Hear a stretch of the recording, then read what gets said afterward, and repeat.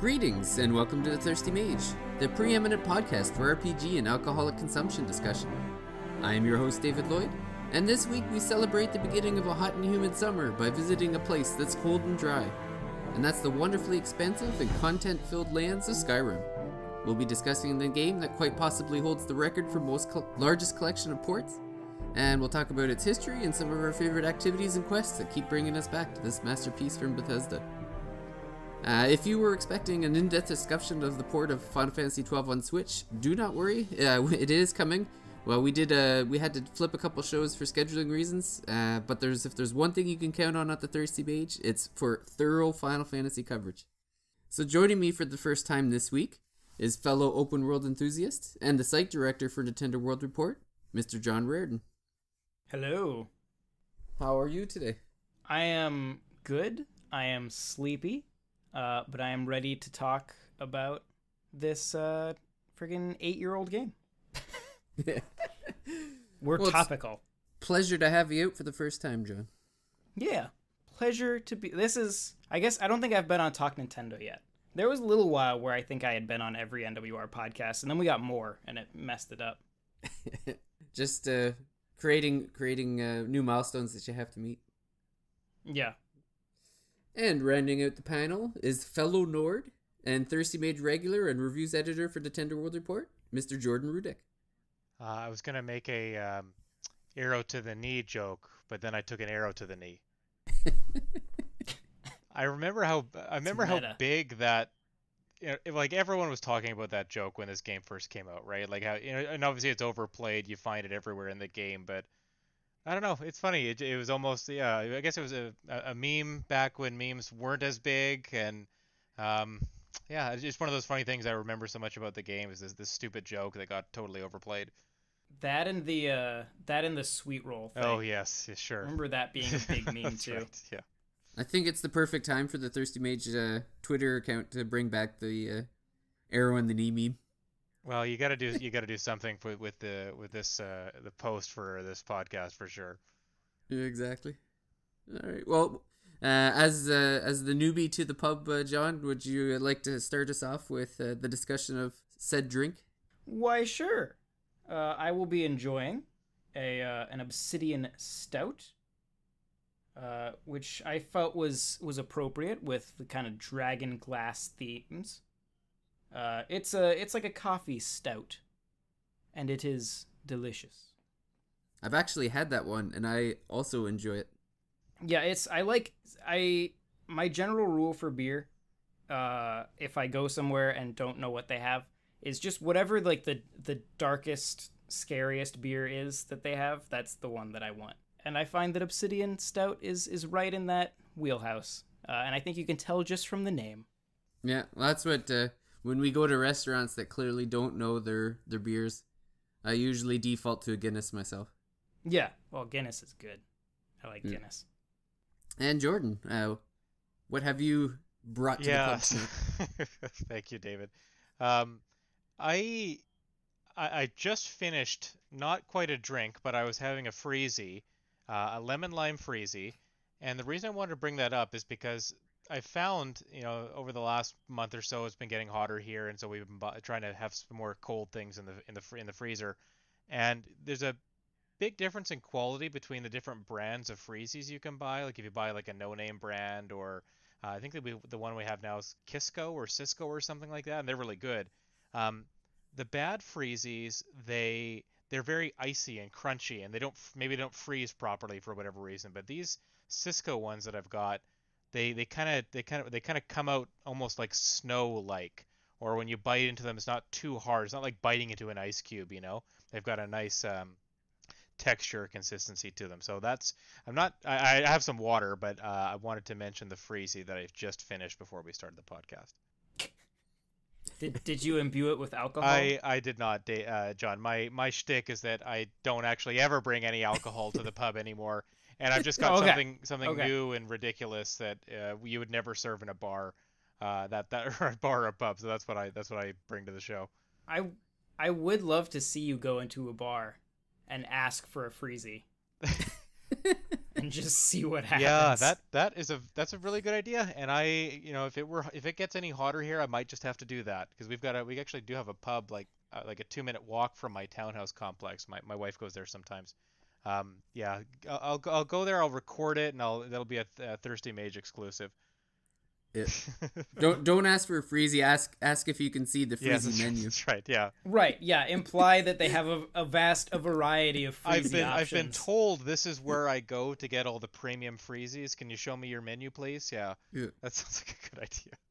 When they act confused, just be like, "Don't worry, I'm cool," and wink at them. I'll show them a Google review that I wrote previously mentioning said freezy menu, and then it's on this Google review. You said you had freezy menu or freezy menu, so let's go. I flew in from out of town just for your right. freezies. Yeah, exactly. Oh, very good. I came here for the mountain blueberry, but I will settle for a cherry. I have cherries. Cherry's probably my favorite one, and the great thing about cherry is that all the cherries that come in a pack, I get to have because my wife hates artificial cherry flavor.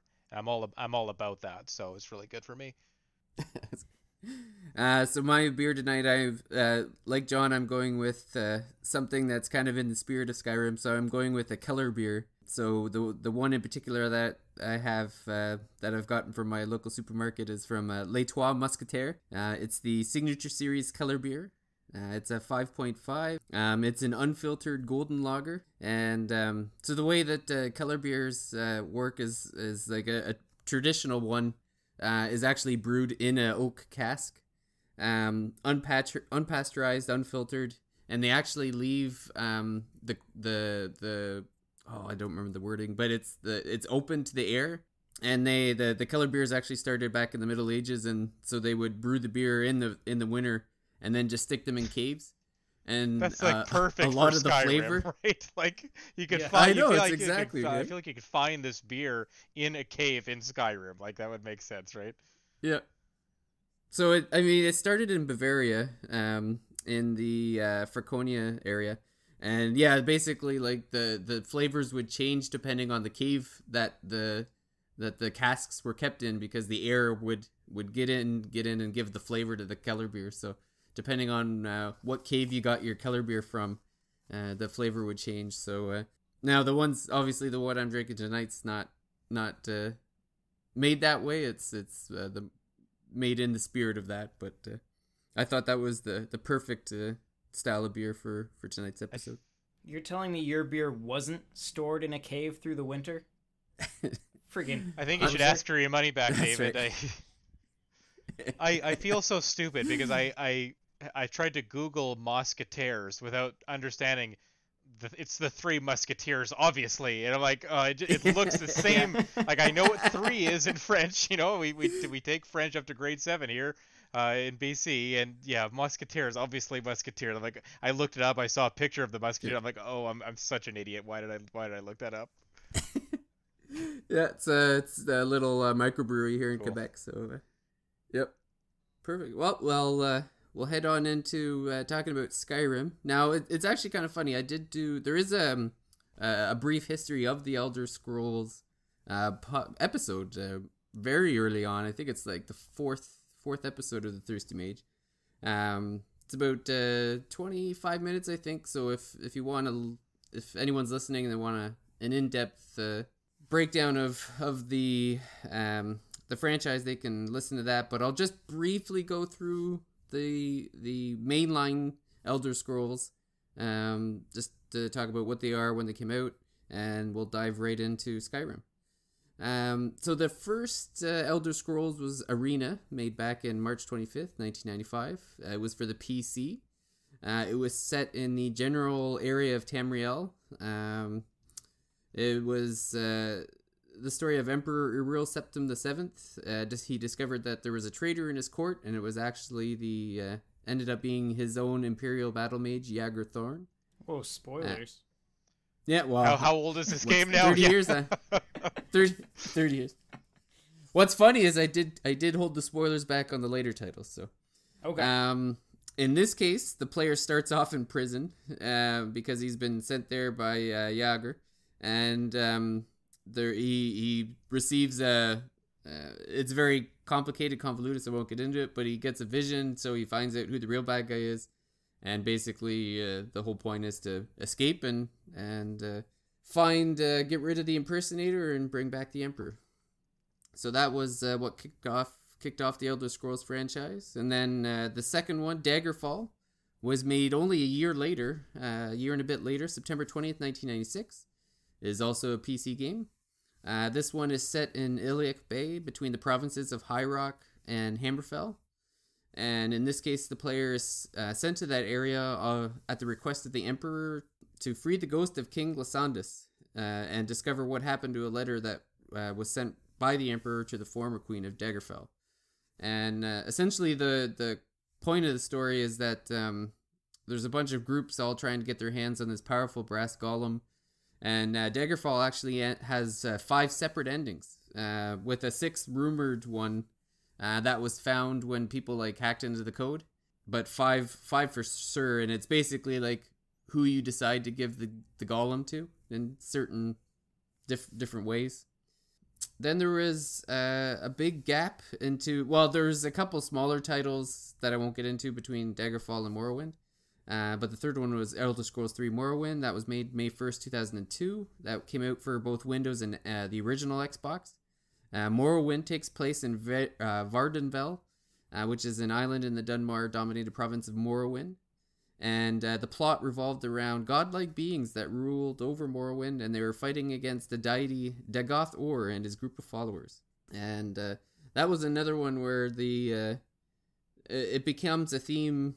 I think all but Daggerfall, the player character starts off in a prison or a dungeon, so that was the same case here.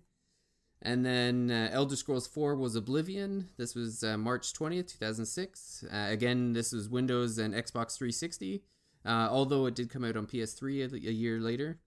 This is set in Cyrodiil, which is the province of Tamriel. Again, at the beginning of this one, the Emperor is actually murdered in front of the player character, and this opens the gateway to Oblivion. And essentially, it's the player character fighting against the Daedra. And that leads up to Skyrim. David, have you played most of these games, or any of them, all of them? I haven't played any of them, actually. Skyrim is my first foray into Elder Scrolls. If I'm not mistaken, the first one and I think the second one you can actually download for free from Bethesda's website. They've made them freely available. They're difficult to go back to. They're very cool. Super ambitious for their time. Hard to get into from a modern perspective. I'm surprised they've never been re-released on modern consoles, or even in a more convenient format on PC. If I remember correctly, I think the first one is actually procedurally generated, and it's an infinite. Yeah, it's the dungeons. I think the dungeons are made, but the overworld is all procedural. Yeah, so you can just go on. There's a village and a forest forever, I guess. Yeah. Is the first one the only one not named after a location in the world of Tamriel, right? Daggerfall, Morrowind, Oblivion, Skyrim, these are all names of places in Tamriel. Yeah, is there an arena in Elder Scrolls Arena? Or was that just a marketing move? The original Elder Scrolls was not meant to be what it was. It was going to be a fighting game. Yeah, I mean, you look at the cover, looks like it's for Golden Axe or something. Right. It's very old school medieval fantasy, warrior woman in a bikini. It doesn't look like Elder Scrolls. Yeah, it did change quite a bit. So the 3 guys that actually started it were Vijay Lakshmi, Ted Peterson, and Julian LaFay. So these are the kind of 3 original creative team guys. They were all fans of pen and paper RPGs. But the original arena did change quite a bit during development, and they really leaned into the RPG element of it later on. Though it is the early one, up through Morrowind, they are all still they're very heavily based on kind of dice rolls as far as all the combat and stuff goes, which I think is what makes going back to them today That's I think what makes it hard, is just like the combat is not like any game that we play today. I've heard Arena's pretty hard. Like there's people that have like you could play 20 times before you even get out of the first dungeon from what I've read. Because like when you attack something, it's not about whether or not you can see yourself stabbing that rat.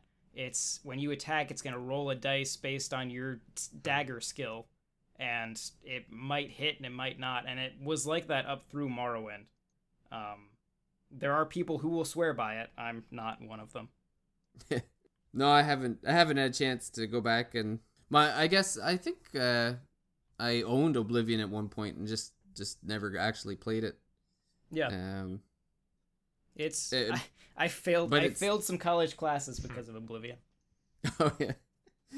And what's funny is Todd Howard is like, obviously everybody knows who he is now, but he started off at Bethesda when they were making Arena, like right at the end, and he was testing it like that was his first job, and then he began right after that he went into design at Daggerfall and then started leading stuff by 3, 4, and 5. So. And then Ken Rolston was the lead designer for Morrowind and Oblivion before Todd Howard kind of took it over as the lead for Skyrim. And I believe Jeremy Soul's been there since Morrowind for the composer. And it was one of his tracks I think you selected on our RPG Music podcast episode, David. Is that right? One of his Skyrim songs? Yeah. Yeah, exactly. Cool. Yeah. Yeah, and I heard there was they had 90 people recorded to do that song. Apparently, like the throat singing. That's pretty neat. Yeah, his music is fantastic, and they've carried a lot of even just like the incidental themes over from like all the way back from Morrowind.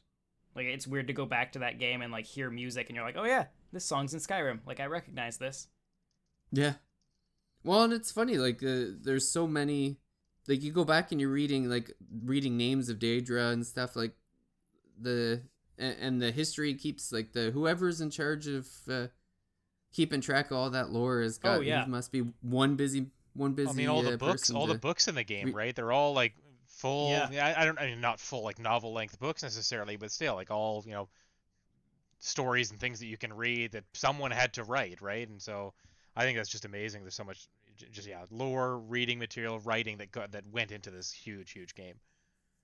Yeah, just to whoever is in charge of that, making sure the timeline continuity keeps on going. Is my hat's off to them. Yeah, they've got one more that we know of, right? That's coming at some probably a couple years away still, but a 6th game in the series, and I think we're all looking forward to that when it does come, or to see more of it. Sure. Panic Button is probably dreading porting that to Switch, because they're like, this is gonna be all right. So this is probably gonna be like an Xbox. What's the new Xbox called? Scarlet. I always wanted to say like Velvet or something. Yeah, they're like, this is all right. Xbox Scarlet game. So if we run it at like 120p on the Switch, we might be able to pull this off.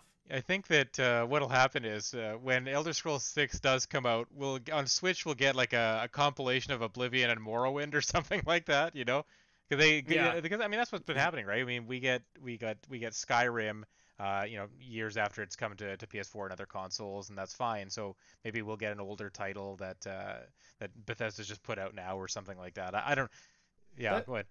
It would actually be cool because they haven't. I mean, for how crazy huge Elder Scrolls is. It's a remarkably, like, outside of Skyrim, which is ported to everything, it's otherwise like a crazy underutilized franchise. I wonder how much they're putting into. I wonder how much they're putting into the online game, right? Like I think that seems to be doing okay, right? They do.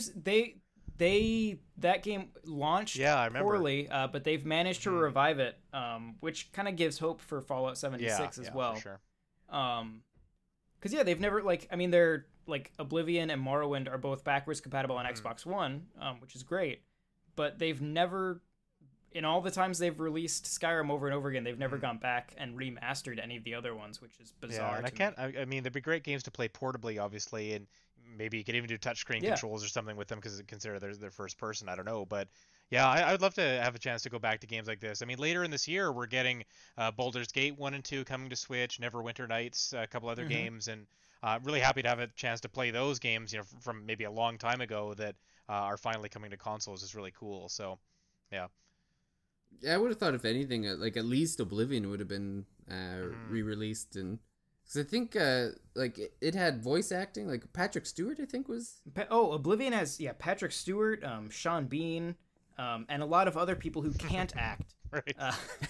But it's a really pretty impressive voice cast for some of the big characters. Spoilers: Sean Bean dies. Because Sean That's Bean not even a spoiler anymore. It's an expectation. Like if he didn't die, that would be the huge spoiler. Like he lived all the way through. No way. Yeah.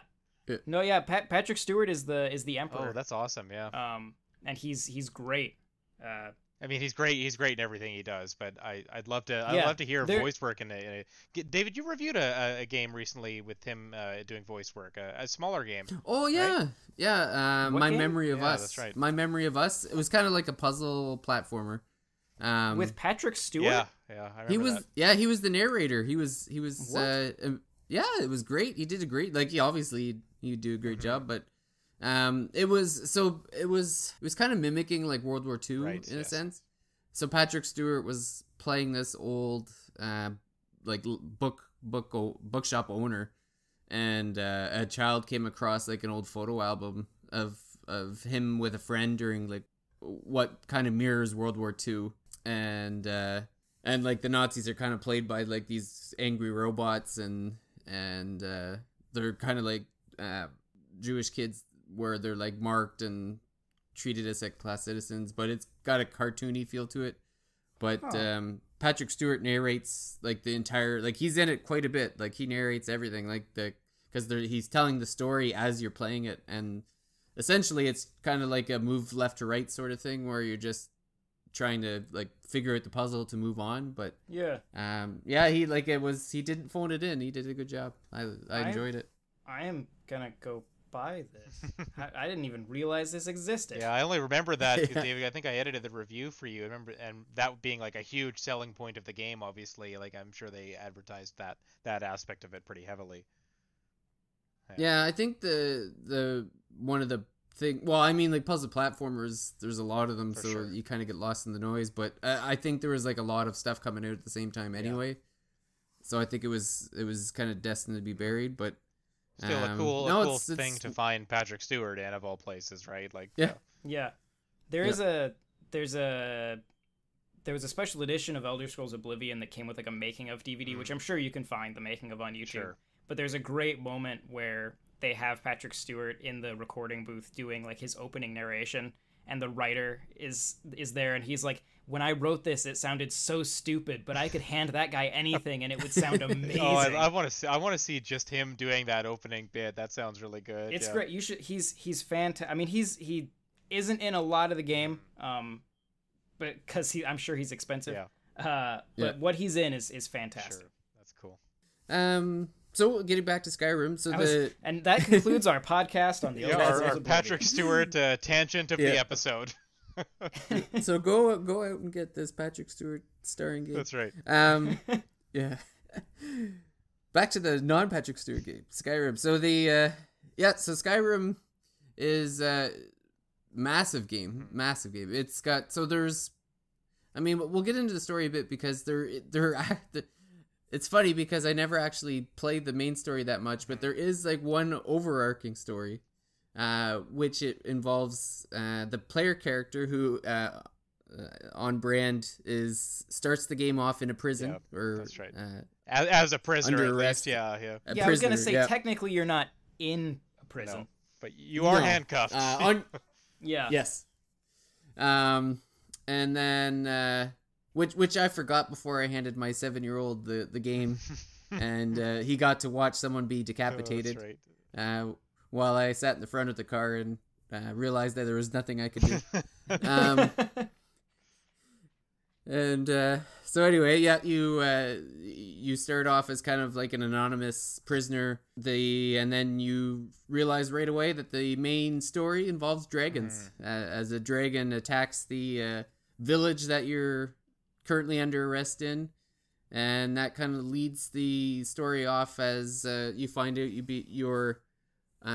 you have dragon blood in your body. You're the dragonborn, so you're the mythical or fate driven character that is meant to banish the dragons again. I guess looking at the history of like Skyrim, the dragons ruled over the people of Skyrim for back in the day.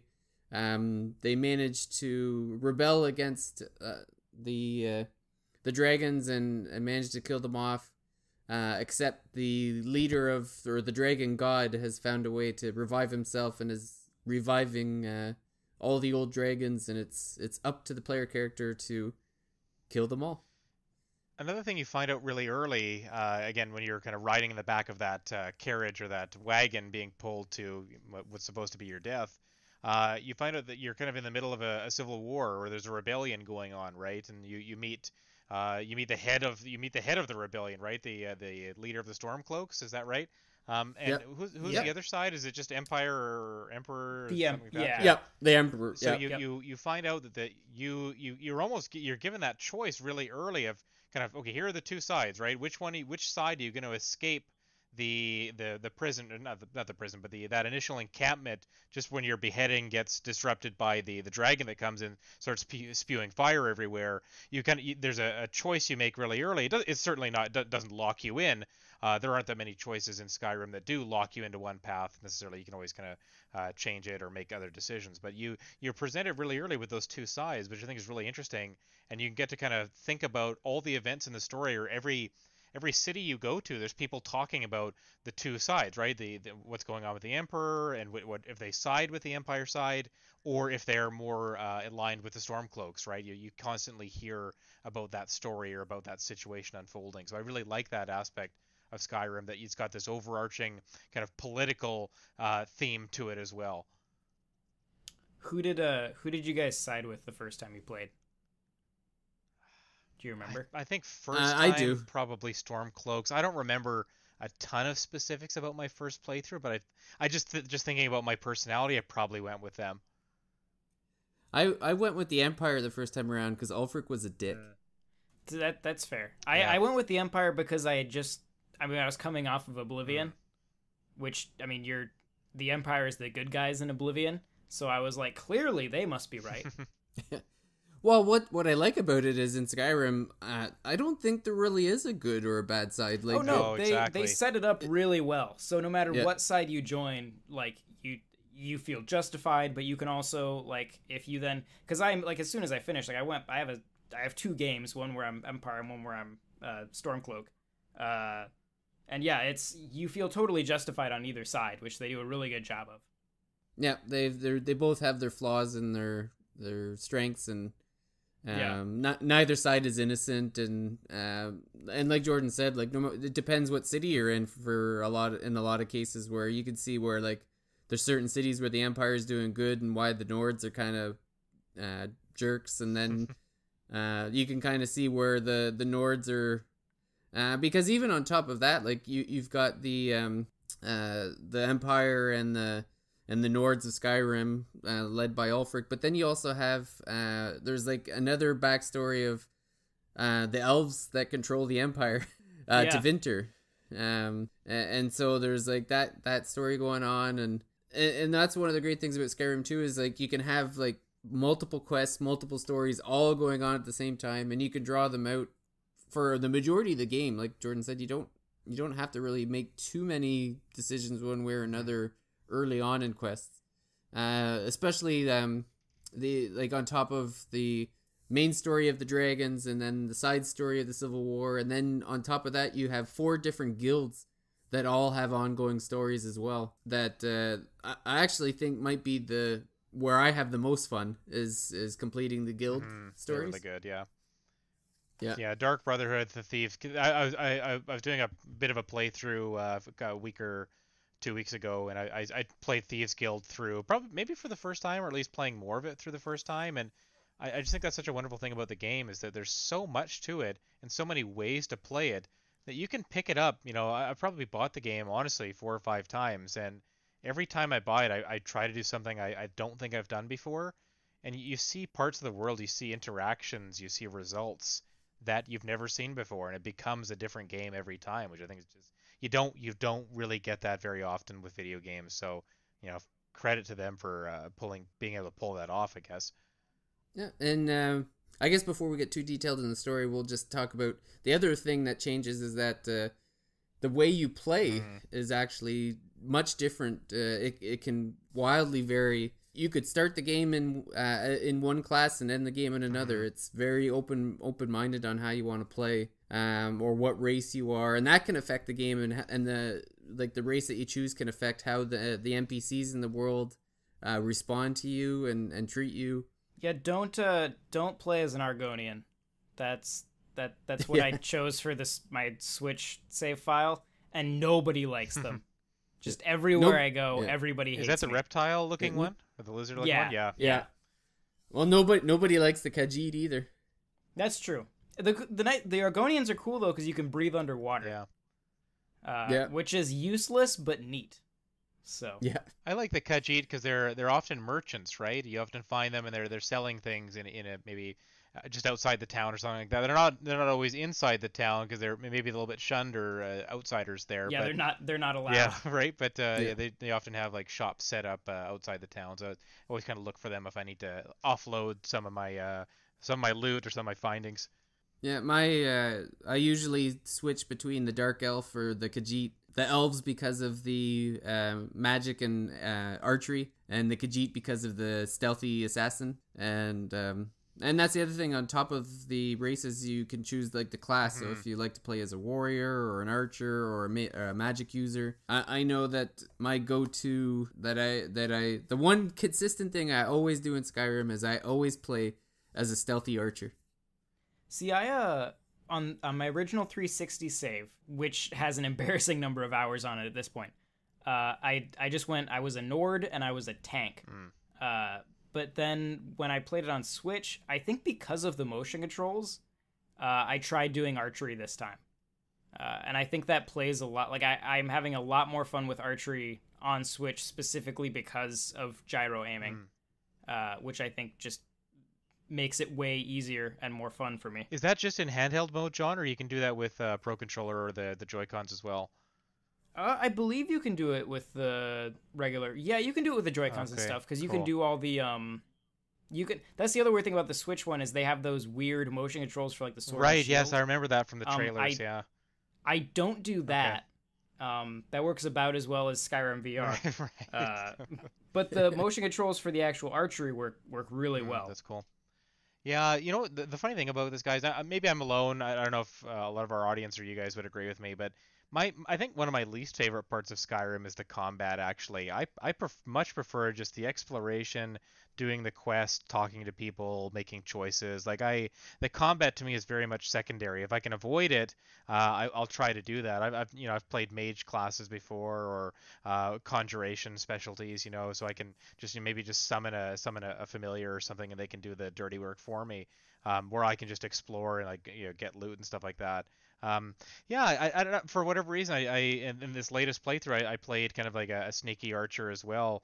Probably my first time doing that. I don't usually play archer classes in games like this, but I liked how I could kind of avoid combat just by being stealthy and just kind of walking around people and being a little bit more patient and stuff like that, and building up my sneak ability and putting skill points there. And I guess I got to play Skyrim the way maybe I've always wanted to, by just sneaking around, doing quests, stealing from people and stuff like that.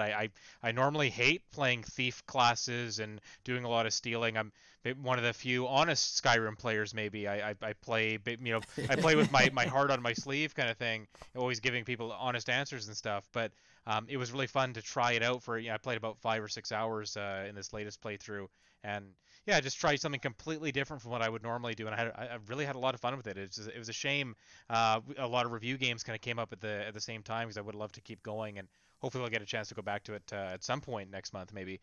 Yeah, like late in the game, when you're doing stealthy archery, you are just an unstoppable force, because when you're in stealth, it's at least, I think it's like double damage, but there's also, you can even bump that up with some of the upgrades. And I know some of the late bosses, I was just absolutely trouncing because I would get just enough inside the layer to trigger the boss, and then I immediately hid, and then just laid waste. Yeah. There's actually one, I remember specifically, there was one quest where it was just wave after wave. It was, I can't remember. There was like 3 amulets that you had to find to like recombine to end this like family curse or something. And they stick you in this crypt, and it's like 5 waves of enemies, and it was ridiculous. Like they were way overpowered. But I ended up finding this crevice in the corner where I was like hiding behind. It took a little bit of jumping to get there, but I was able to kind of just get behind a pillar and just fire arrows every few seconds. And like you could one hit bosses if you caught them in the right spot in the head, like when you really got powered up. So it was an easy way to get through the game. Like you said, if your thing was kind of exploration, you could just transfer people pretty quickly. And I was just walking through dungeons, one shoot and Draugr like there was no tomorrow. I definitely went through a few bosses on my original like tank build where I'd kind of do that same thing of like going into the room, getting them to queue, like stabbing them a couple times, and then running out of the room to the point where they wouldn't chase me, and then going back in and stabbing them a couple times. And just, you'd find yourself in this dungeon that you're way under leveled for, and it's like, I'm here and I'm going to beat this boss one hit point at a time. That's right. Yeah, and that's the other thing too, is like if you start off with one plan, like it's pretty easy to switch to another. Because I remember one playthrough I started off as an archer, and then I ended up at the College of Winterhold, and then I just had a good time doing the magic, and so I'm like, okay, I'll be a wizard now too. That's fine. I think one of my standard builds the first few times I played the game was I would start off kind of maybe a one-handed with like a mace or a one-handed axe or something like that, and then move to I maybe have fire magic in one hand and then have like a healing spell in the other hand. And I liked that kind of dual casting, or when you could do both hands kind of shooting fire and it would kind of combine them together. It made me feel like a superhero, like an X-Men character or something like that, Human Torch or Iceman or something, where I'm combining the spells and they're doing like double damage or whatever. Maybe I can freeze the enemies or set them on fire or something like that. Those are my standard builds. I like being casters in games like this because I like seeing all the different spell effects and just kind of spewing fire, ice around, and then like running off and maybe recharging my mana or something like that, and then coming back and spraying them all again. I really liked playing like that. Like that's kind of my standard, my go-to build, I guess. I have fond memories of like really tough bosses where I'm using my right hand to shoot fire at them while I'm healing myself in the left hand, and I think it's got a really cool visual when you're doing that in first-person mode. But I wanted to ask you guys if am I the only person who has played the game probably like half the time in third person? Like I kind of like I don't know, maybe it's just me, but I kind of like seeing my character on screen, especially when I'm like exploring or climbing up a mountain or something like that. You guys ever play a lot of third person or any of it? I'll do third person occasionally when I'm exploring. If I get a cool new piece of armor and I want to see it, okay. Then I'll do third person. But anytime, combat has to be in first person. I mean, I think we kind of touched on it earlier, but especially if you are doing, I mean, I guess archery too. But the combat in the Elder Scrolls games is so janky. Yeah, for sure. Yeah. I feel like it's undoable in third person. I mean, that's probably, you speak of the combat being janky. I mean, that's one of the big things I remember first playing the game. I played it on PS3, which I think was maybe a worse version or had more bugs than the Xbox version, right? Yeah, the PS3 version, the longer you played, the worse it performed, because it had some memory leak somewhere in there. And the 360 version wasn't exactly perfect. No, just a little bit better by comparison, but I guess that wasn't saying much, right? Yeah, but the game was built for long play sessions, right? I mean, when you first got it, like the world was so open. You open up that map and you just get lost in it, finding new buildings, caves to explore, new cities and side quests. It's just it's overwhelming. It's daunting as a video game, but also just maybe gratifying. You're always finding new things, I guess. Every time you set out in any direction, you're probably going to find something new. Yeah. And one of the things that I liked a lot was the real estate ownership that's right. mechanics that they had. It's like you could have a house in every city, and I just remember the first time I played, getting the first house in Whiterun. Yeah, that's right. And I would just I started a library where I would just pick up every book I saw and I'd bring it home and stick it in the bookshelf. Yeah. And so I had a good time there. But then one of the DLC was that you could build your own house. And Hearthfire, I think you guys it's called. played that? Hearthfire was the DLC. I think it was Yep. might have been the first one or the second one. Yeah. I did that where you can take a wife and then you can have kids and just a really cool experience. I was like you, David. My goal was to buy a house in every city, you know, and that obviously take a lot of money, but you can make money pretty easily in the game. You know, there's a lot of treasure to find and loot to sell if you just keep going to different sellers and stuff. But yeah, I think you could have your wife or your partner open up a store as well, if I'm not mistaken, and you could sell things to them and they could sell stuff for you maybe. My memory's a little bit hazy about it, but I do remember doing all that stuff. I remember there was 2 locations that you could build. I built near Falkreath. But I can't remember where the other one was. Yeah, I'm not sure. But yeah, there's just the finding, I remember going into, I think it was Riverfell. I kept having to get I was always running out of lumber. So I was always going there. And then the one day I was like, I'm going to explore what's going on around my house. And then I found necromancers had a cult set up just down the hill from the house. So good. And I'm like, get off my lawn! You can't choose your neighbors. There goes your property value, David. Sorry. That's right. I chased those bastards off that land so fast.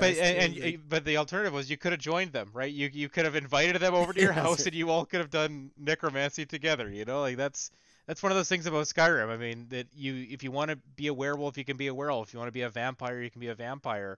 You could destroy all the vampires or destroy all the werewolves. You had so many options at the end of those quest lines. I mean, Dawnguard I think was the vampire one, right? That was a great set of DLC. Yeah.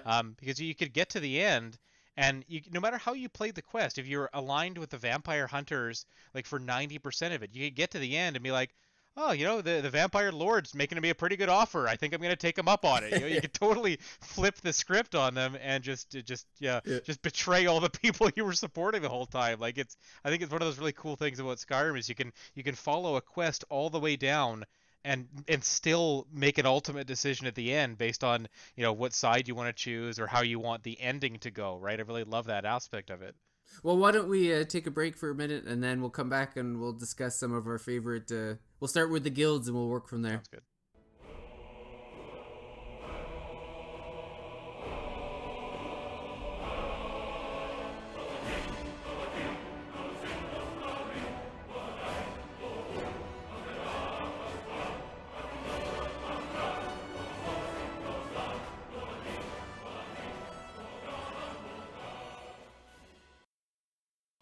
Since we've started to get into some of the quests, I think it's a great time to start. Maybe we'll go over some of our favorite quests and memories, and maybe we'll start with the guilds because the highlight of the whole game for me was joining the Dark Brotherhood. I have to say that's another constant every time I play Skyrim is I'm running to the Dark Brotherhood the first chance I get every time. Is that Windhelm? I think where that starts. Is that right? Yeah, there's I remember how I'm trying to remember. It's definitely I'm not 100% sure how to trigger it other than I know there's a kid in where was it? It's the one where Ulfric is. Is that the Rift? I'm trying to remember which one he's in. That's not Solitude, is it? No, Solitude is the Empire. No. Right? Mm-hmm. Yeah, Solitude's the Empire. It's up in the it's definitely Ulfric's location. Yeah. I can't remember which hold that is, but anyway, there's a kid that's performing the Black Sacrament. Because legend has it that the Night Mother, you sacrifice. There's a book that tells you that if you do this sacrifice and you do this Black Sacrament, you can ask the Night Mother to kill someone for you. And so this child is in his old house. His parents have died, and he's in an orphanage. But he's run away to go back to his old house, and he has like a human heart, and he's doing the Black Sacrament, and the Dragonborn just walks in on this happening, and the kid is like, "Oh, it's the Dark Brotherhood. You need to kill my my orphanage mother. She's terrible. She needs to die." And so I'm like, "All right, let's go kill her." And then and it turns out she's like, you want to kill her because it seems like she's mistreating the children. She talks about like, "Oh, I'm gonna give that kid such a beating for what he's been doing, for misbehaving or whatever." She has a funny name. I think it's like, someone the kind lady or something like that. It's really it's a little on the nose. It's like Paulina the Kind or something, but yeah, something like that exactly. Yeah. And she's obviously like this evil keeper of the orphanage and probably not taking good care of the children, and makes sense that the one boy wants to kill her, right? Like it's obviously something bad is happening there. And the quest, it kind of starts with a bang, right? It starts with really gets you involved there in that setting, I think. Yeah, and it keeps on going because after you kill that woman, the actual Dark Brotherhood kidnaps you to like this cottage in the middle of nowhere, and they set up 3 people in there, and I can't remember her name, but she was the leader of the Dark Brotherhood at the time, and she basically says, "Okay, all 3 of these people are worthy of being killed. Talk to them and figure out which one you want to kill. Like, kill the right one." Yeah, and then you find out it didn't matter which one it was. As long as you killed one of them, that's all that mattered. Yeah. And then you were initiated into the Dark Brotherhood. And it's like just they have some of the best characters. Like Cicero is one of my favorite. Is that the jester or the clown looking guy? Yeah, he's hilarious, man. He can become a companion too, right? He can join you as well, right? Yeah, he's a pretty powerful companion actually too. Like he has his attack rating is pretty high, and then going back to the real estate part of it too. The Dark Brotherhood's hideout is a great place to drop your stuff off and have a nap and stuff. It's a great location. I was gonna say there's something at the beginning. Don't they send you a letter, or there's letters about the Dark Brotherhood? Even before you get to where the quest starts, or am I thinking of a different line, a different quest line? No, she like that. That is how it starts because after you kill the orphanage mother, a messenger shows up and gives you a letter, and it's kind of like an anonymous. We know what you did, and the next time you go to sleep somewhere, you wake up in the cottage. I see. Okay. Yeah, and it's great. It's I don't know. Maybe I'll spoil it because it's essentially like you're carrying out contracts for the first little bit, and then it starts to retch up to the point where the Dark Brotherhood has the opportunity to kill the Emperor, and then there's different sects of the Dark Brotherhood, and the one where the Cicero character is, he actually has the body of the Night Mother. So it's like this old mummy that's in a coffin, and I remember. Yeah, that's right. Yeah.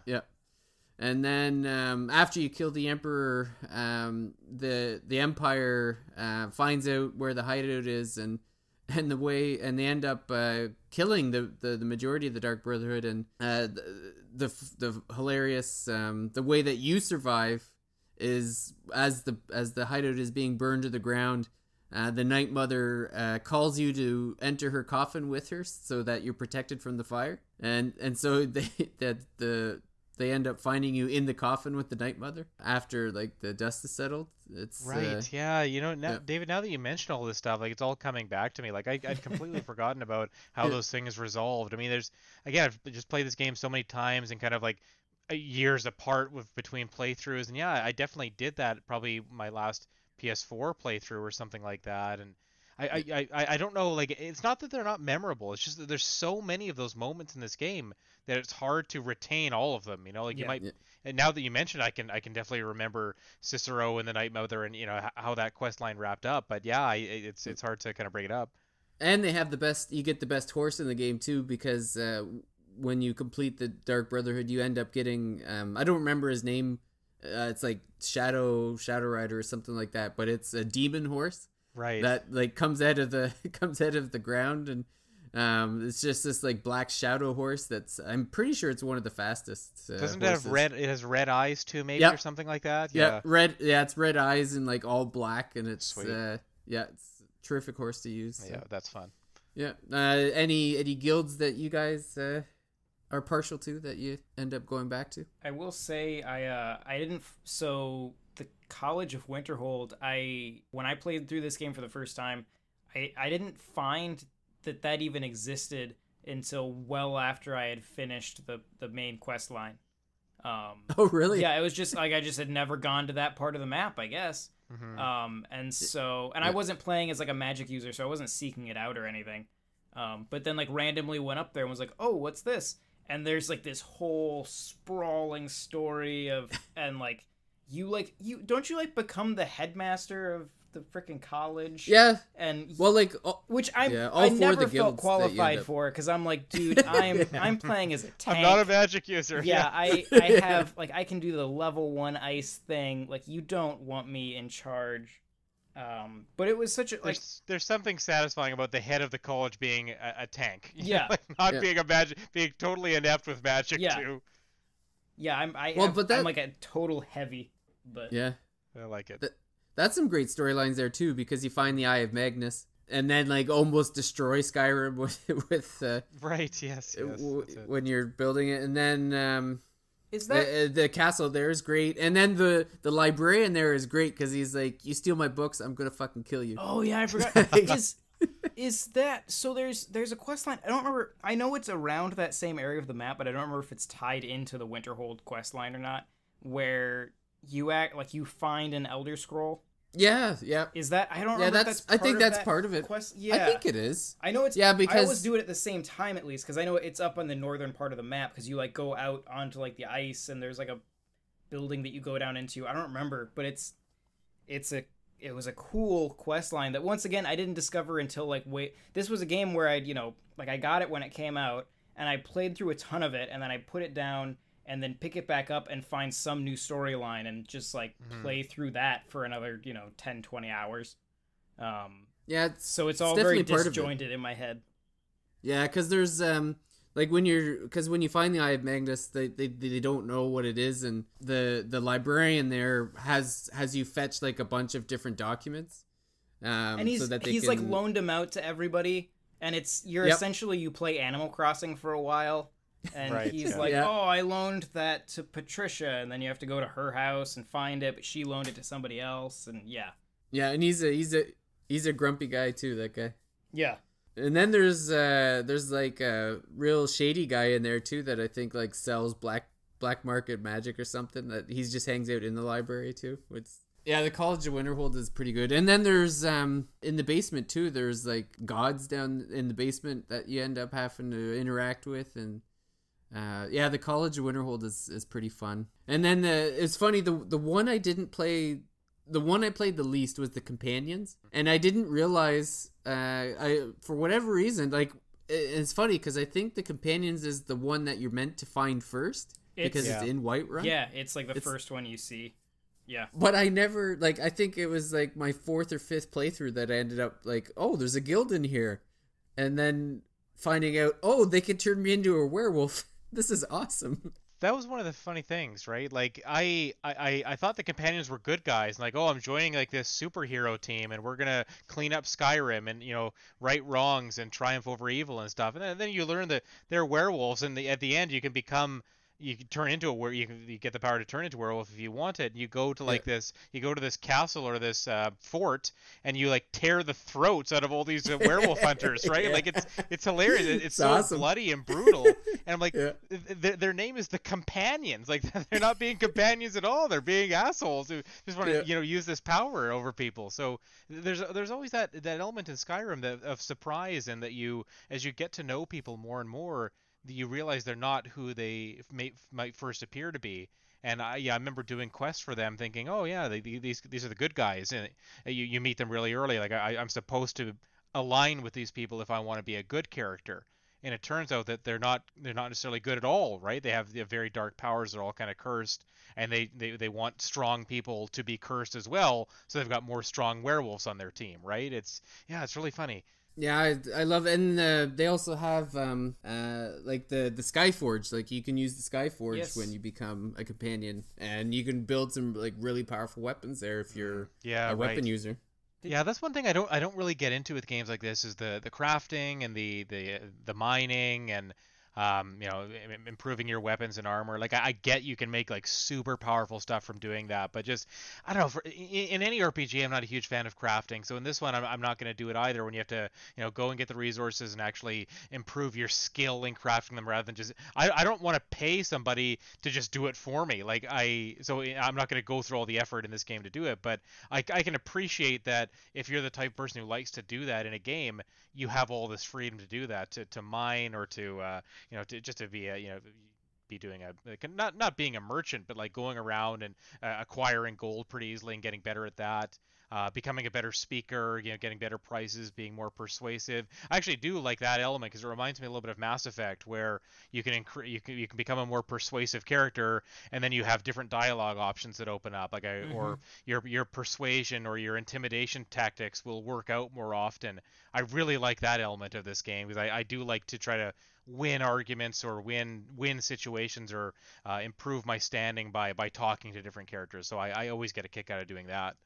Yeah, and then the final guild is the Thieves Guild, which has quite a bit of fun stuff too. I think when you first get there, the story behind it is they think they're cursed with bad luck for doing something. I can't remember if they're actually cursed or if someone is just if it's the Blackbriar woman that's just like sabotaging them from the shadows or something. But there's a few funny quests there too. I like the one where at the beginning where you're supposed to like burn the beehives of the local honeymead brewery. I did that one recently. Yeah, that's pretty fun. Infiltrating that base, burning. See, I got screwed because I think she says like don't burn more than 3 of the beehives, and I burned 3.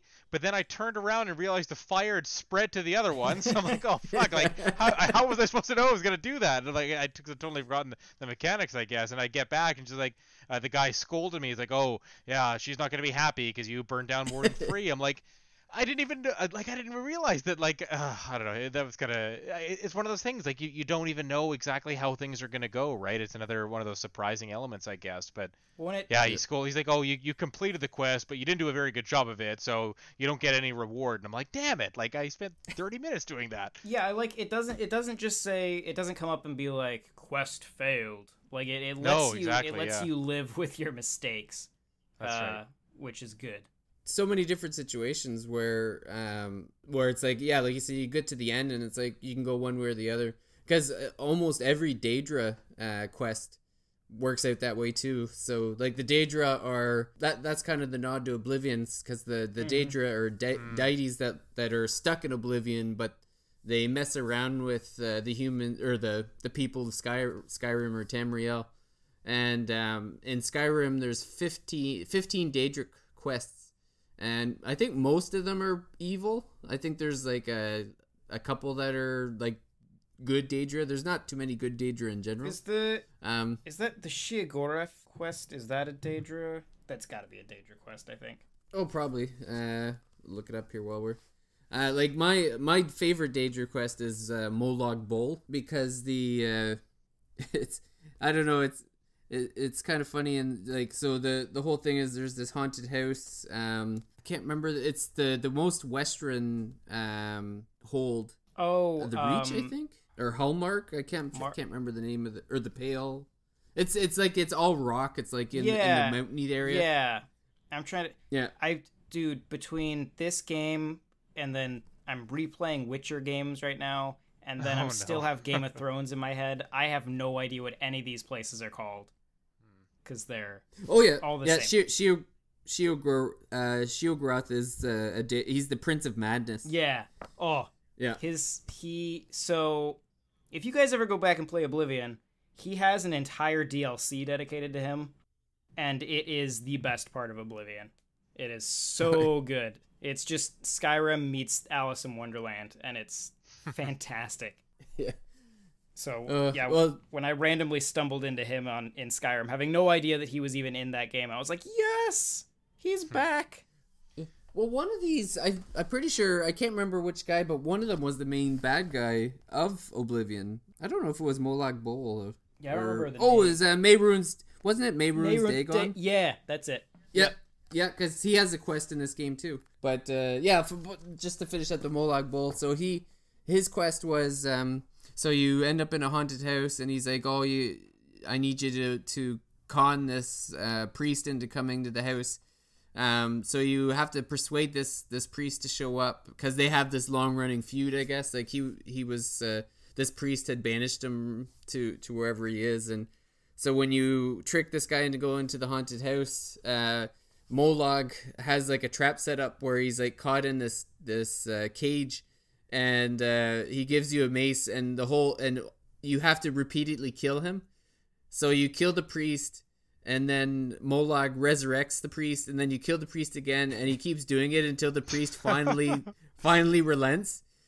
And the priest is like so tired of being resurrected and killing, he gives his soul to Molag, and Molag's like, sweet, I'm happy now. Here's my mace, and it's actually a very useful item, because the mace will, like, whatever the mace kills will steal the soul and put it into one of the soul gems that you have in your inventory, so that when you want to enchant items, like you basically have an infinite supply of souls for your enchanting once you've gotten this mace.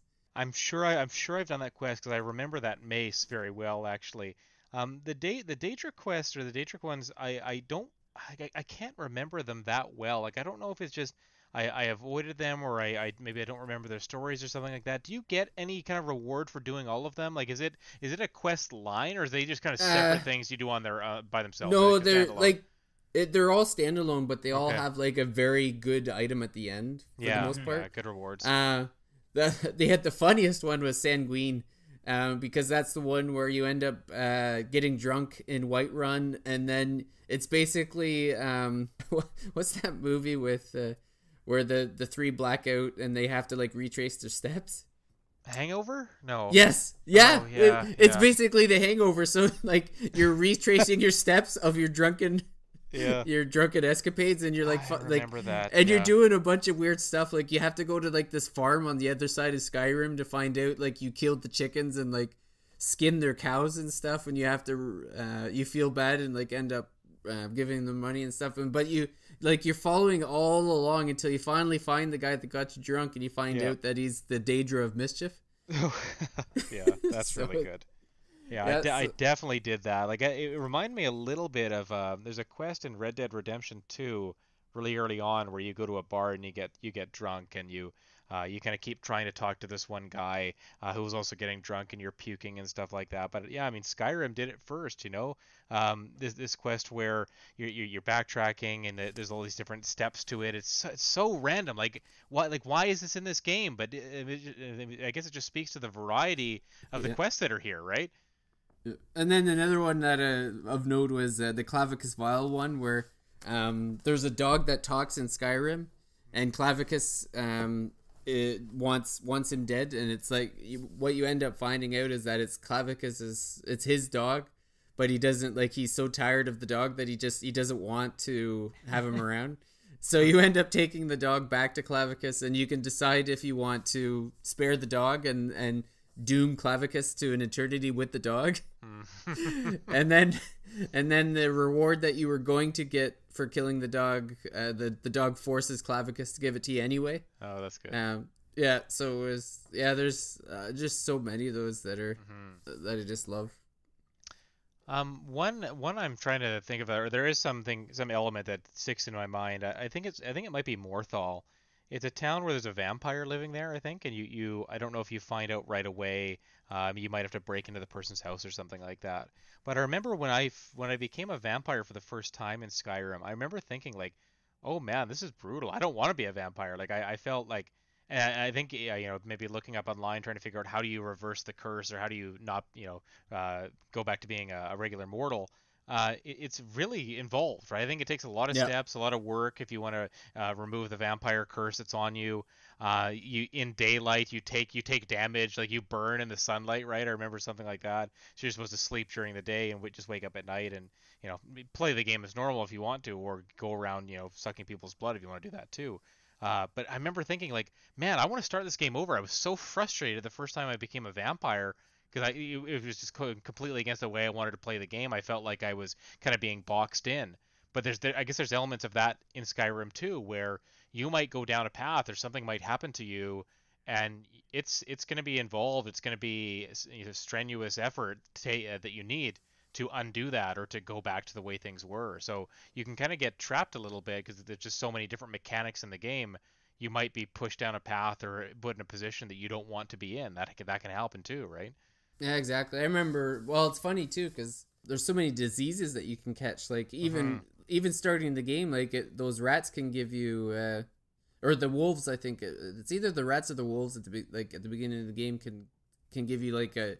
I don't remember what it is, but it's like a rabies type disease or something that takes a little bit of your health away. So it's like, so you even have to like figure out how to get rid of the diseases and stuff. And the amount of mechanics in Skyrim is incredible to me. Like, and then I remember finding, it must have been the 5th or 6th time I played, finding an entire orc civilization, like in the mountains in the west one, and not even realizing that they were there. And there's a lot of that. Just like going around a corner and being like, oh, I guess in the 8 years I've been playing this game, I have never been to this specific corner of the map. What it needs is something similar to Breath of the Wild with the the hero's path. Yeah, yes, that'd be really cool. I've essentially, to find the last shrines in Zelda, I've pretty much covered that map like I'm mowing the lawn, and just like watched that path like weave across, covering every inch. Well, that goes to the impact of Skyrim, because I remember when Breath of the Wild first came out, there was so much comparison of like, well, how is Breath of the Wild's map compared to Skyrim? Like the size and the density and the content and stuff. Like I remember, like that was the comparison. It was the comparison. I remember. Yeah, I think what was it, like 4 Skyrims in Breath of the Wild or something like that? Well, that's the funny thing about Skyrim. We found when we were doing we did a video on the size of Xenoblade X's map. Right. Yeah, I might be getting confused with that too. I do remember that one. Skyrim is a really small map. Like it just it's so efficiently used. And that doesn't mean, like, not to say that it's cluttered, because it's not. It has plenty of empty space, which I think is good. But it uses a lot of verticality, a lot of winding paths, to make you feel like there's just so much to see. And if, you go through the mountains this way, you're not going to see this town that you can only see by going through the mountains this way. So you feel like it's a much bigger map than it is. When in reality, I mean, I think it takes, if you're kind of like sprinting, it takes about 20 minutes to get across the map, which isn't, in terms of open worlds, especially from a modern perspective, that's not big. No, not at all. And that's on foot. Yeah, like Breath of the Wild, Xenoblade 2, Witcher 3, I imagine is probably bigger than you're playing it right now, John, or you're not there yet, are you? Yeah, I mean, I've played through it before.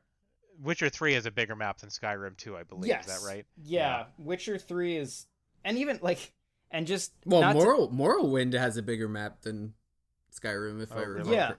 Yeah, Skyrim is like, and I think this is why it's held up. And I mean, we mentioned Witcher 3, we mentioned Zelda, both of which I think are very directly influenced by Skyrim.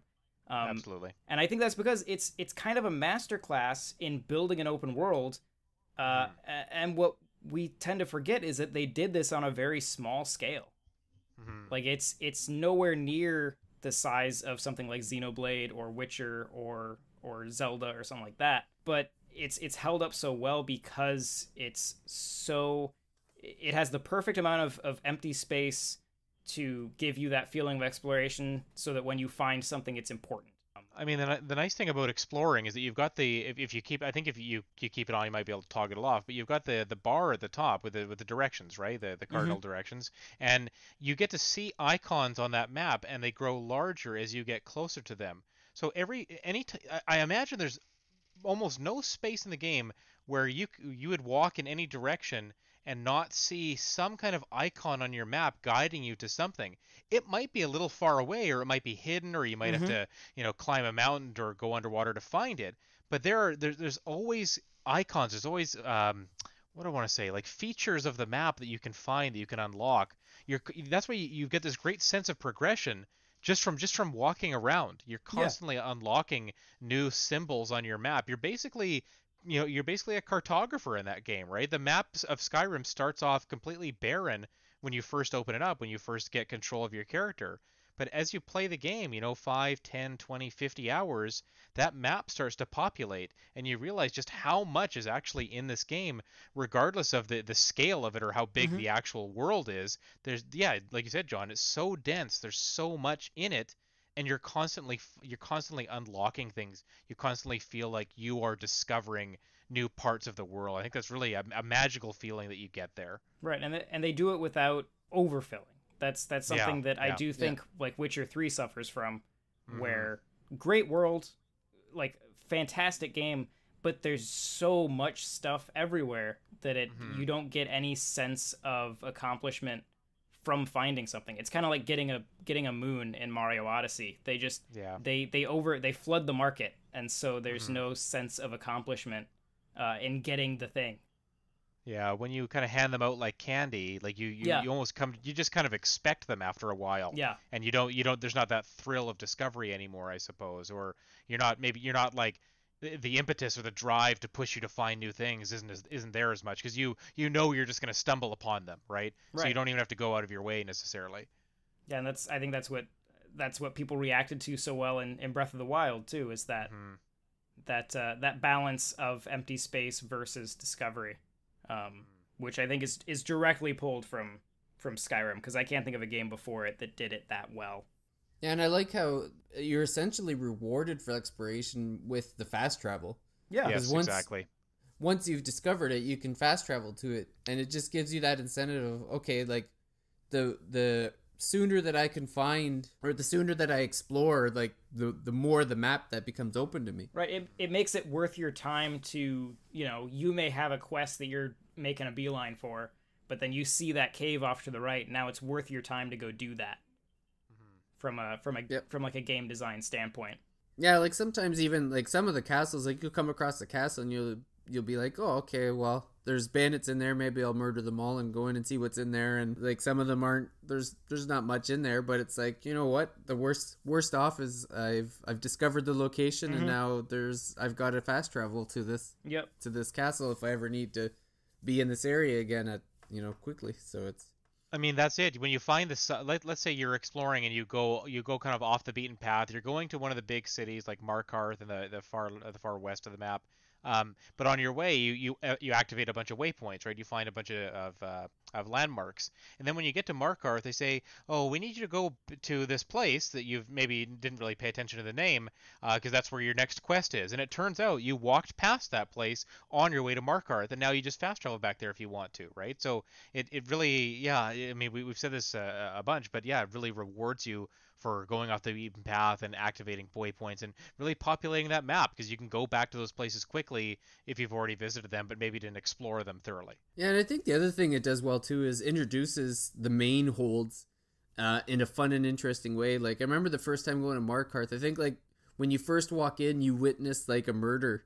Yeah, the woman's by the Like, cart and she gets yeah, stabbed, and then the hilarious thing is it's like, oh, like no one's even freaking out or like wanting to like get the guy who did it necessarily. Like it's all like, oh, this is normal, this is natural, like she deserves to die, or there's something wrong with her or whatever. Like it's not like oh, let's go and solve the crime. It's like, oh, just an everyday kind of occurrence that happens there. yeah. But Yeah. yeah, definitely endears Markarth to your mind, because yeah, you're right, David. Every time you walk into a new city, there's maybe someone who greets you or something you see, and you're like, oh, there's something happening here that I can get involved in if I want to, right? There's maybe some big plot is brewing, right?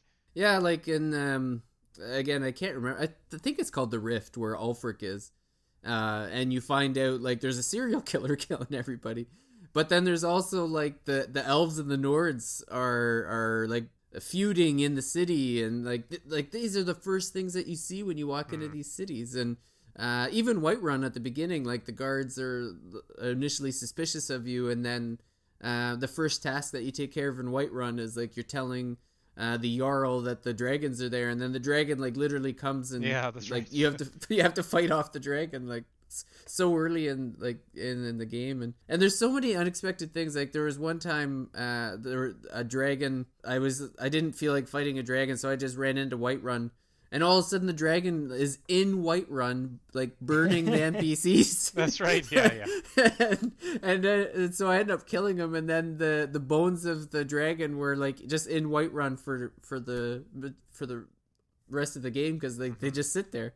Yeah. So it was like, man, I don't know if this was a bug or if this could happen, but like it was a pretty wild experience to be like, oh my god, he's killing all my friends. Have you guys had any crazy Skyrim bugs? Because I can give you one if you haven't. Well, I like the dragons that fly backwards. That's fun.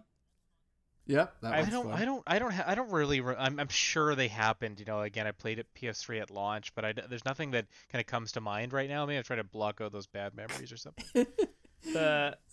My favorite one was just the skeleton of a dragon just falling out of the sky in front of me and just smashing to the ground. And like I'm looking around, I'm like, where did that come from? Oh, you didn't kill that dragon? No, it was just I was just walking, and then and I'm like in a forest, so it kind of like weirdly like bad physics its way down through the trees, and it's like hitting stuff, and it like scared the crap out of me because it just fell in front of me, and it's like weirdly twitching as it tries to figure out its place in the universe.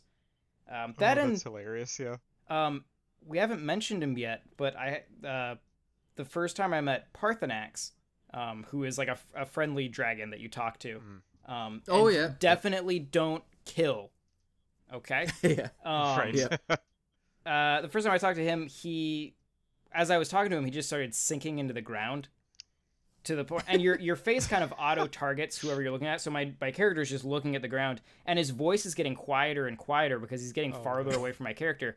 And finally, he gets far enough down that he respawns up in the sky, and so my character's head jerks up to look at the sky, and he slowly lowers down, and he's just doing this on a loop the whole time talking to him.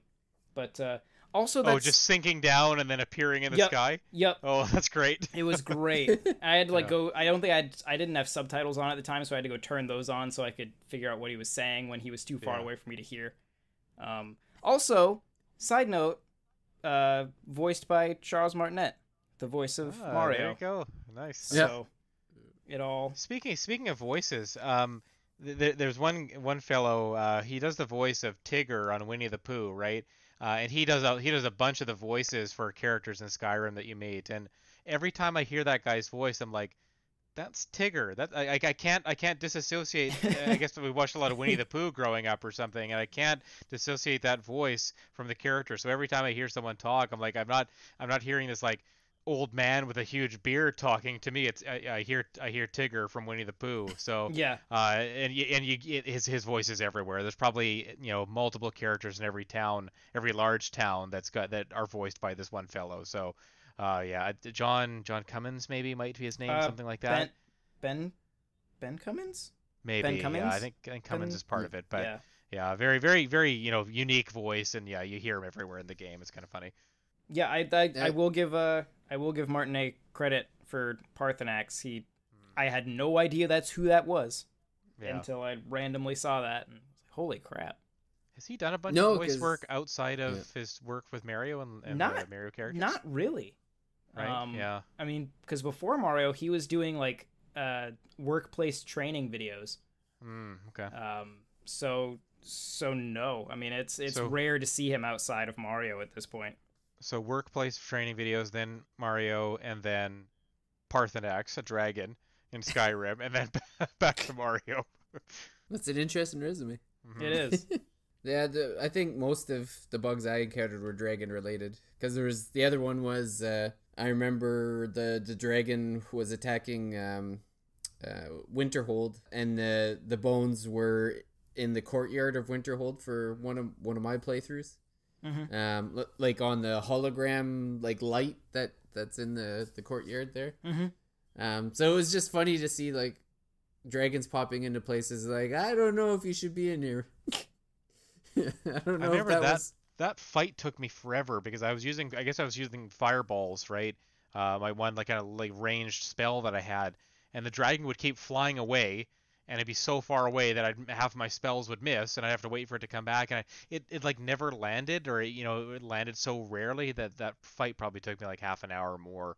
Kind of frustrating, but yeah, I guess you take the good with the bad with this game, right? Like, yeah, there are bugs. Some of them are funny, some of them are frustrating. Yeah, I think the PS3 had a lot of lag or glitches or frame rate drops maybe too. If there were so many things happening on the map, so many items or objects or whatever, characters, whatever, something like that. But yeah, I mean, it's funny. When it first came out, the bugs were such a big story.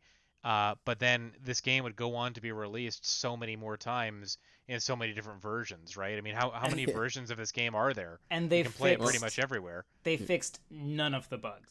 That's it, right? They're just like this is an integral part of the game. Like that was with I think I still have videos saved on my Switch, but within the escape sequence at the beginning of the game, I had already had characters glitch out twice. And it was like, all right, we are right back into this. Like I personally have at least 3 copies that I'm aware of. Yeah. Because I had bought it originally for the 360, but then my CD-ROM broke, so then I had to buy it again. I ended up buying it again. I think it was for my PS4, and then I got the Switch.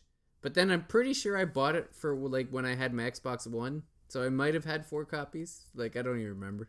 I think what I did was I would buy the Ultimate Edition on PS4 that came with all the DLC. I'd buy that at EB Games or GameStop, and then I'd play it for a little bit, and then a trade promotion would come along where I could get my money back basically after playing for like 6 months or 3 months or whatever. So I would trade it in, and then like it would go on sale, and then maybe a year or 2 later I would buy it back. And then I would trade it in again, and the cycle repeated probably 2 or 3 times, and I kind of hilarious. Like maybe I was kept buying my own copy back or something like that. I don't know, but yeah, I had the PS3 version, the PS4 version a bunch of times, now the Switch version, and every time I play this game, it feels different. I feel like you can really have a totally different experience with it, and I can't think of another game that in my career of playing video games that I've felt that way about, that every time I pick it up, not only am I compelled to keep buying it, but every time I do buy it, it's something new, or I can get something totally new out of it. I don't think there's a lot of games that are like that. And I've never felt regret for buying it. And No, John, you've played the VR version, right? Yeah, I got the 360 version at launch, and I begrudgingly bought the Switch version when that came out, even though I told myself I wasn't going to. I did the same thing. I haven't, I've held off on buying it because I always felt like I wanted to be able to carry my character over. I put so much time into that initial 360 version that I even if I'm not going to play as that character, I want to have it. Mm-hmm. But yeah, the PSVR version, I borrowed shortly after I got my VR. And it is, if you play it with a controller, like a normal DualShock controller, it's pretty cool. Visually, it looks very similar to the Switch version. It's definitely downgraded from the remastered version. The motion controls are hot garbage, and somehow the gyro aiming in the PSVR version is significantly worse than it is on Switch. So I very quickly just switched to playing with a regular controller. But it's a cool game to see in VR. I wish more games would take that route of just taking a game that exists and just letting me play it in VR, because I'm a big fan of VR, and I want more games to do that. Now, did you buy the Switch version just so that you could have the Master Sword and Hylian shield? I think I just bought it because I knew it was inevitable. Like it was the most defeated I've ever felt buying a Switch game. because it was just, I have a Switch. Well, and I think so when I think it was the PSP came out, there was a version of Elder Scrolls in development for it, and it never came out. And so when the Vita came out, I thought, all right, this is the one that they can put Elder Scrolls on. And so I'm going to buy a Vita for the inevitable Elder Scrolls game that's going to come out on it. And it never did. And the Switch, I feel like, is sort of everything the Vita should have been. So when Skyrim came out on that, I felt like it's like, all right, I can get the game that I bought the Vita for on my Switch.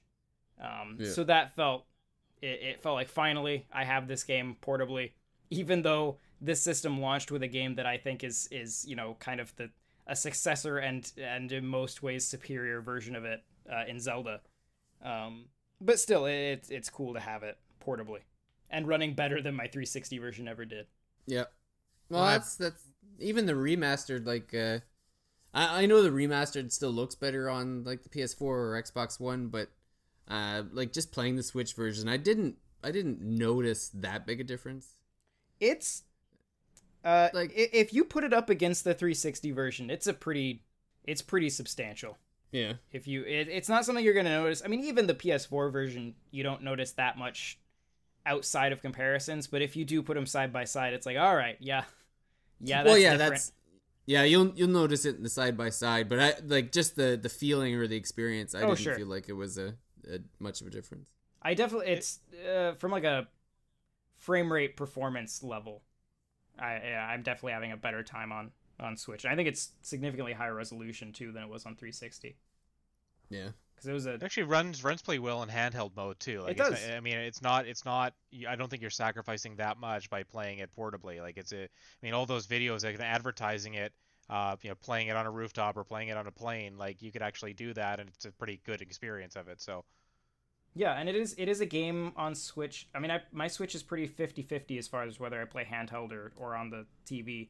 But Skyrim in particular is one that I play almost entirely handheld. I think I've had the TV Skyrim experience. If I'm gonna play through it more, I'm gonna do it handheld. Well, with all that content, you really need to have it wherever you are. And I haven't even gotten to the Dragonborn DLC on the Switch version yet, which is great DLC. Yeah, it's really fun. I played that on maybe the last time I bought it on PS4.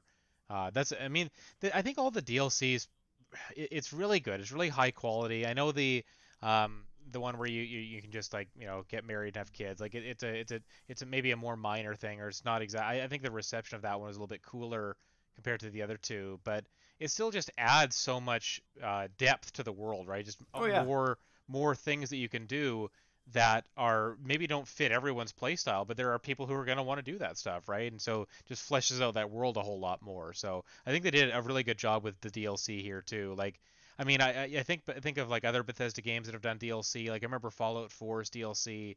I think that was a lot more hit and miss. I think there might have been one good one. And the other two that came out weren't as great, and so people were buying season passes and like, oh, only one piece of this content's really great, but I think all the Skyrim DLC was quite good. Yeah. It was a cool the area that you were in, like the new continent that you got in that DLC was very reminiscent of, because it was in the same area as Morrowind. That's right, I remember that. Yeah. So you got it, even though they've never remastered that game, you kind of got to see a lot of that stuff redone. And that was just a cool, and they even used the music from Morrowind while you're on that continent. Did they? Okay. Yeah, that's awesome. It's super, just it's very fan servicey. But I really enjoyed it. Yeah, nah, Skyrim is, I can't remember if I played Fallout before Skyrim. I'm trying to remember if Skyrim was like my gateway to Bethesda. I think Fallout 3 would have come out first, is that right? Yeah, I think I played Fallout. Yeah, I think I played Fallout 3 before I played Oblivion or anything. Because Oblivion was the first one I played, and then I went back and played the other ones. I did not finish them, but I played them. Yeah, I bounced hard off of Fallout 3 and New Vegas, actually. And then when I finally got to Skyrim, obviously it's a different game, but I guess that more fantasy setting, I really gravitate towards that a lot more. I did like Fallout 4 a whole bunch, but the previous Bethesda games I didn't gravitate towards as much. That's interesting. I loved Fallout 3, and I thought New Vegas was cool. Fallout 4 was the first Xbox One game that I traded back in. Oh yeah. Yeah, I Really? just couldn't. Right, yeah. I was playing it at the same. So it came out around, or at least I don't remember exactly when it came out, but it came out around the same time as Xenoblade X, and so I was playing them both at the same time. And I had this and I had just gotten the Xbox One, and I was having this realization that Xenoblade X looked better than Fallout 4. Like Fallout 4 like had terrible draw distances and everything was kind of ugly and badly animated. And then I go over to Xenoblade and I could like see for miles across the continent with like no fog. And I was like, oh, like what? Why is this Fallout game like a step backwards from the ones I played on 360? I don't want this. So I did the exact same thing, John. Actually, I had Fallout 4. I think it came out maybe October, November that year, and then Xenoblade X was December, right? I started Fallout 4, and then as soon as Xenoblade came out, I dropped Fallout 4 like a stone, and I've played Xenoblade for like a month straight. Yeah. Then I picked up Fallout 4 maybe in February, March the next year, and that's when I really started to enjoy it. I don't know what it was. Maybe I had a different appreciation for it or something after playing Xenoblade, or I got Xenoblade out of my system and then I was able to enjoy Fallout a lot more, something like that. But it's not great. I definitely prefer Skyrim a whole bunch, but there's something about Fallout 4. I think it's got a few kind of neat quests around the edges of the map, like when I went to the Wasteland and I met like this a guy who obviously been really infected. I can't remember all the names of these characters and stuff like that, but I went to the corners of the map and found these really cool quests, I think, that stood out to me a lot more, and maybe that's what helped me enjoy Fallout 4 a lot more. I also like base building, and Fallout 4 had base building. Sure. It's not implemented perfectly, but it was pretty decent for the time, I think.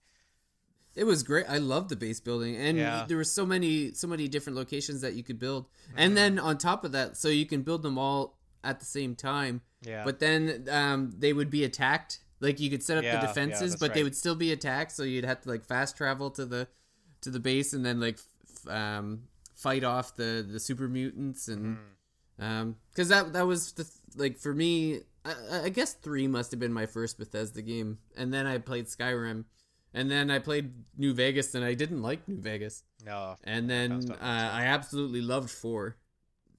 So it's they've kind of Bethesda's got me in their web of RPGs that I have no like. I'm happy to be there. I'll keep buying.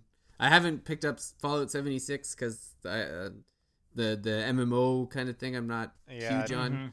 Don't pick up Fallout 76. No, I mean it might be good eventually, but I just can't compete with people that are like sinking all their time into it. So I'm like, what's the point?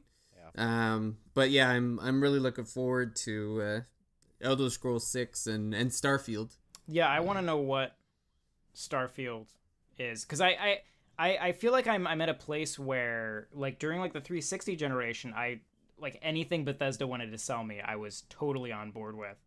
And I feel like I've kind of fallen out of love with them. So I want them to make that game that draws me back in and makes me want to just sink, because I mean I've put hundreds and hundreds of hours into Skyrim, and same with like Fallout 3. I want to do that again. I just need them to make a game that I will like. What you're describing, John, is that's how I treated BioWare. Like everything BioWare, I would put hundreds of hours into. You know, Mass Effect 1, 2, and 3, Dragon Age 1, 2, and Inquisition I didn't like as much, but the first one was really good. But I had that same kind of affinity for that studio, you know. Yeah, I think they've kind of gone to hell recently, but at least Bethesda hasn't. Like, I think they're still putting out quality games. I imagine we'll see. Go ahead. I was gonna say, I will say that the stuff that they're publishing, not necessarily developing, I mean, forget Doom and Wolfenstein, and I haven't played Rage 2 yet, but I love the original Rage. That stuff I still think is great. The stuff that they've been developing internally, I haven't been as big on. Yeah, they're not publishing The Outer Worlds, are they? That I know that's No. Obsidian who That did is it. That's Microsoft, owned by Microsoft now. Right, yeah, they bought Obsidian. I forgot about that. Yeah, but that's like I Fallout am casually in space, so. Yeah, and it's Obsidian were the guys that did New Vegas. That's right. Yep. Yeah. So I'm not going to buy it at launch. I'll wait. But I'm keeping an eye on that game. I'm keeping an eye on that too. You don't have to buy it at all. You can just get the $14 Game Pass, play it for a month, and cancel. Have you ever tried to cancel Game Pass? Yeah, it's very easy. No, it's not. What? You can't do it. It was easy for me. You have to go onto your computer. Yeah. But I play my Xbox games on my Xbox. Oh, that's probably the difference, because I play my Xbox games on my PC. Oh, okay, yeah. Because I couldn't figure out. Yeah. Me and my boss at work both got Game Pass when Sea of Thieves came out. Had a great time, and then went to cancel it. And he texts me and he's like, "Do you know how to cancel Game Pass?" And I'm like, "I'll probably just go to your subscriptions on Xbox." And it's like, nope. It's like when I canceled it, it was buried in Outlook. Yeah, it wasn't even. They do not want you to cancel Game Pass. No, it was pretty well hidden, but I didn't once I found it. It was like, okay, you just hit this and you're good to go. Yeah, once you find the hidden button. It's why they keep doing that $1 a month or $1 to join offer, right? Because they know people are gonna not be able to cancel, and then they'll pay another month at least. Yeah, you can't get back out. There you go. Yeah, so I guess unless you guys have any final thoughts on Skyrim before we. I think we kind of touched on some of the influences that Skyrim had on other open world games that came out since, like Breath of the Wild. I think the reception, the game is obviously sold immensely well. I mean, it's why it kept getting ported, right? But the funny thing is, like the bugs, the glitches, they're almost they're almost not, they're not revered, but they're almost kind of beloved, you know? Like they're not seen as, oh, this game is so buggy, don't buy it. It's more like, oh, it's just part of this Bethesda charm, you know? And now I think it's because of all the bugs of Skyrim that Bethesda's known for putting out buggy games. Even Bethesda themselves, they kind of joke around with it now too, right? Yeah, and I think you can get away with that once. Like I think with Skyrim it was like, wow, this is like nothing we've played before. Sure, it's got some bugs, but you know, it's amazing. Now when Bethesda does that, I'm like, dude. Yeah. Test your game. Yeah. Like Fallout 76 at launch, I think, was a total clusterfuck, right? Like, really, really bad. And you'll have people be like, well, you know, with a big open world game like that, it's just unavoidable. And it's like, dude, Zelda. Yeah. Xenoblade X. We have so many examples of it where it's done well. Yeah. Yeah. It's called QA. That's just right. Yeah. I mean, Skyrim's funny, like the fact that every port carried a lot of the same bugs with it too, right? Like that you clearly know these things are problems. No, they're just not. But the game again, the game continues to sell. You keep porting it, people keep buying it. I'm sure the Switch version did pretty well, right? Like we saw recent third-party statistics, and the Skyrim was up there in terms of the third-party doing well. So. Yeah, I don't know the exact numbers, but I know Bethesda's been very all of their Switch stuff. They've been. Very happy with. Mm-hmm. I mean, that's why Doom Eternal is coming day and date, right? Obviously, the Doom and Skyrim did well. I'm so excited for that game.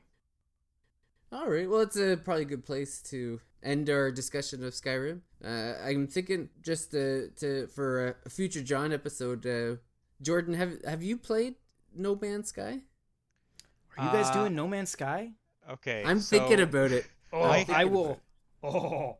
Hilariously, I have two copies of that game for some reason. I've never played either. Me too.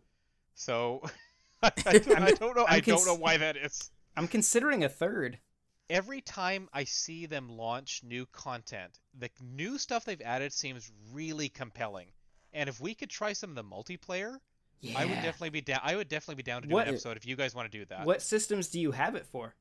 I have two copies on PS4. Wait, so you have two copies, but you bought them both for the same system? Yes. What? I'll let me explain.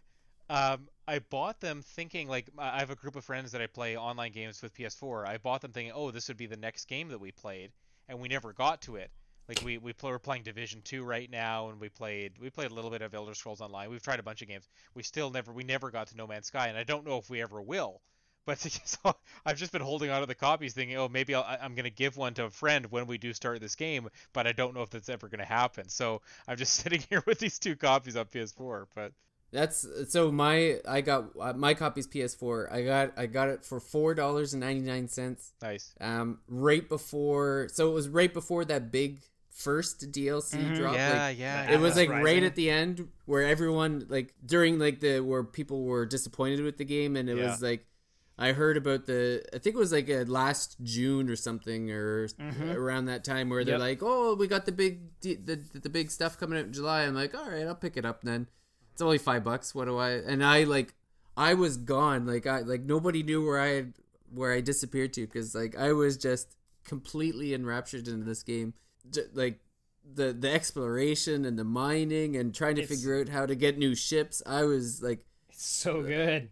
And John, you've played the game too, obviously. It seems like it's totally up your alley, right? Oh, and the base building. The base building. Well, and it's okay. So I got it launch day at midnight, and I got like the Steelbook special edition. And I will say, we need to do a podcast on it, because I am a very staunch, this game was always good.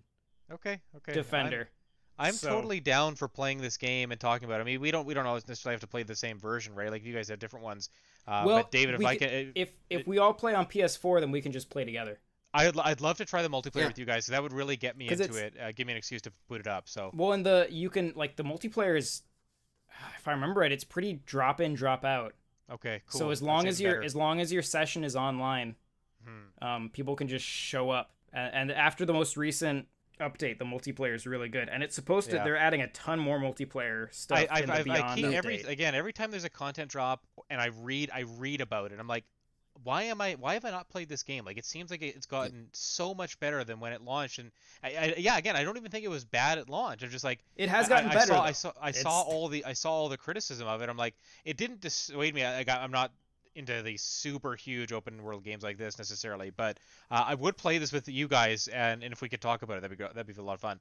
We should. I know that the Beyond update is supposed to come out this year, so if we could time it with that, that'd be really cool. Yeah, and that's gonna have gonna have the VR update too. I don't know if either of you guys have PlayStation VR. I don't. You'll be the guinea pig there, John. I am so excited. Perfect. Yeah, that's awesome. Do you have a timeline or an idea of when that's coming? It's just supposed to be later this year. They haven't They haven't announced.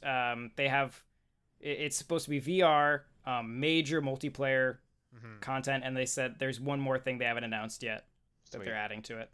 Okay, yeah, sounds good. I'm in for that. It came to mind because I was reading an article today where they were talking to one of the founders there, and they were asking like, "Oh, what's next for your studio?" And he was like, "What's next? Like, we just want to keep adding to this like forever." Well, and they're not charging. Yeah, that's the amazing thing. Yeah. It's all and they've gone, even for the people who felt like it wasn't what they thought it was going to be when it came out, which I have things to say about that I'll save. Even at that standard of what people thought it was going to be when it came out, it's gone well beyond that now. Like, that's half the reason. Like, I bought another copy on Steam just because I felt like I feel like I should give them more money.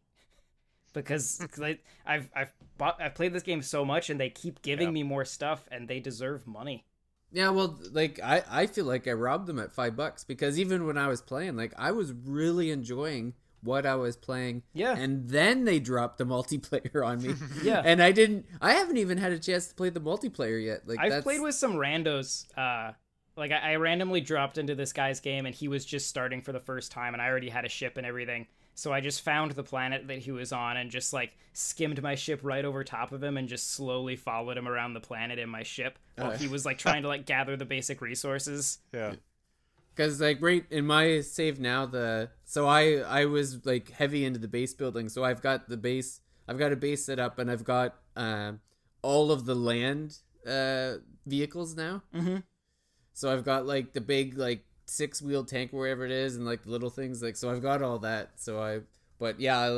I think something, you know what's funny? No, I don't think it was Skyrim, but something like some Nintendo review came out that was like really the only way I got peeled off my PS4 during that time was like, no, you have to do this. I'm like, okay. And then I haven't had a chance to go back, but I've been wanting to. So since we got this is really you on, interesting. I didn't know you guys were so into this game. Like it totally incentivizes me to pick up and put in one of these copies and give it a try now. So I didn't know anyone who was playing it. Like I just personally, I didn't know anyone. Like I knew people were playing according to the updates and enjoying them. But yeah, this is awesome. be careful. It'll like once it gets its teeth. I know. I need to find it. Yeah. There aren't any down periods anymore, but I need to find like a good long weekend or something like that where I can give it a start. Well, tag me on Slack, and David, tag us on Slack if you start playing, and if I'm available, I'll hop in. I'll do that, and then keep an ear out for any news on that update that's coming later. Oh yeah. That would be a good time to plan the episode around. Yeah. Yeah, exactly. So if you guys decide to do a Witcher 3 episode too, I'd do that. I think that makes a lot of sense. Yep. When once we find out the Witcher 3 release date, Mm-hmm. I'm sure I've heard one of the three of us will be. I've heard rumors of late September, but I don't know if those are still the current. It's so crowded. I hope they don't do that. It's so crowded. Oh, I have so many September games to buy. Yeah. Yeah. Oh, it's gonna be insane. I think the absolute worst would be if Witcher 3, Dragon Quest 11, and Final Fantasy 8 all released within like a 2-week window. I think my brain would melt. That will make it easier for me to get the Witcher 3 review copy, though.